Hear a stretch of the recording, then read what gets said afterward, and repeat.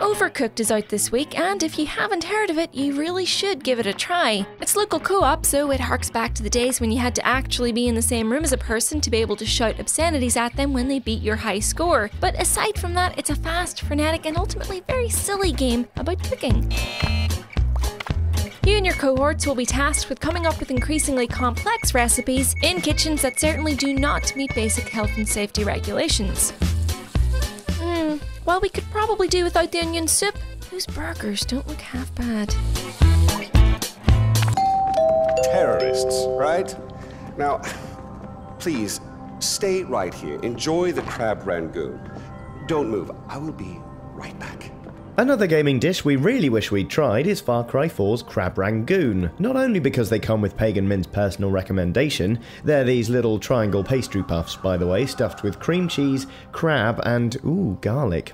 Anyway, if you stay and have a bite for about 15 minutes or so, like any gracious dinner guest would, Pagan will return, praise the little puffs again, and then you can skip directly to the end of the game without having to spoil your appetite with a whole bunch of murdering.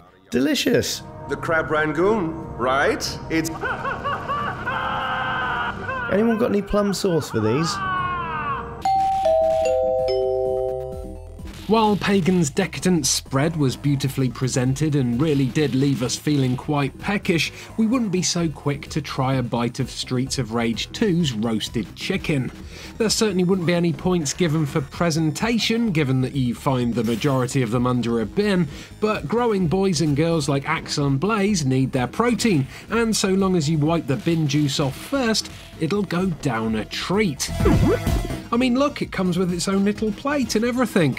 And I think we can assume, given that at no point in the game there's a sub-stage where you do battle with your volcanic rear end, that for cooked meat left out at room temperature for goodness knows how long, it has a surprisingly lenient best by date. It's a wonder everyone in Streets of Rage is so angry, actually, given that they all seem well fed enough to be throwing perfectly good food away so often. You know where we won't see that kind of wastefulness? Wolfenstein 3D.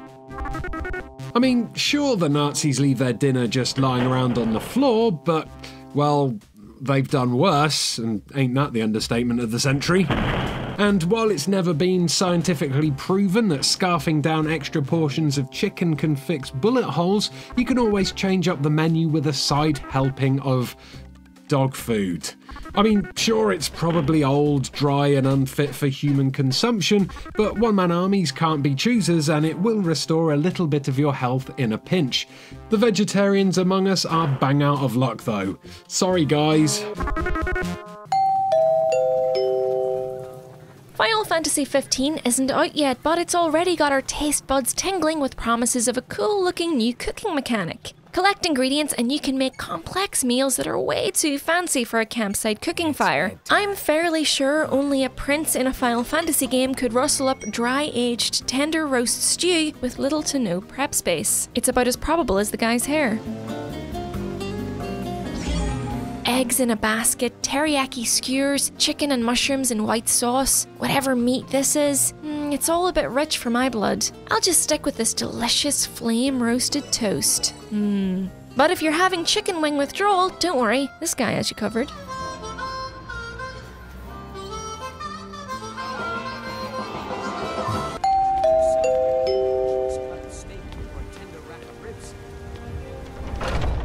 Skyrim seems like a land of meat and mead, doesn't it? You can easily imagine coming back to a tavern after a hard day's Draugr killing, kicking back in a chair by the fire, pulling off your boots covered in grass and blood and skeever droppings, and ordering a platter of the bar's most filling foods. A haunch of venison, some cabbage and potato soup, braided bread, of course, a sweet roll for afters, but maybe go easy on the cheese?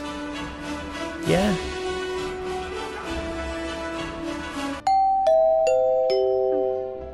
I remember always being obsessed with the food in Studio Ghibli films. The fat dumplings in Spirited Away, the huge slices of bacon with eggs and bread in Howl's Moving Castle, it all looked so good.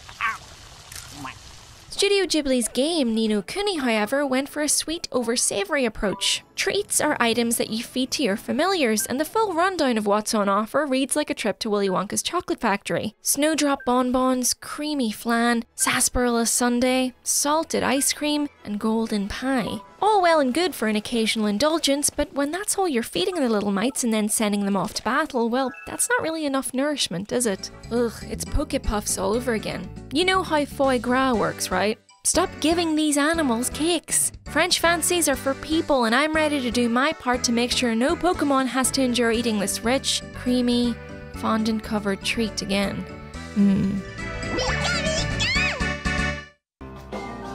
Right, well, I am stuffed after all that, but if you're after second helpings, why not like, subscribe, and let us know your favourite fictional snack in the comments below. Or, you know, check out one of our other videos on screen now, and, yeah. You gonna finish that?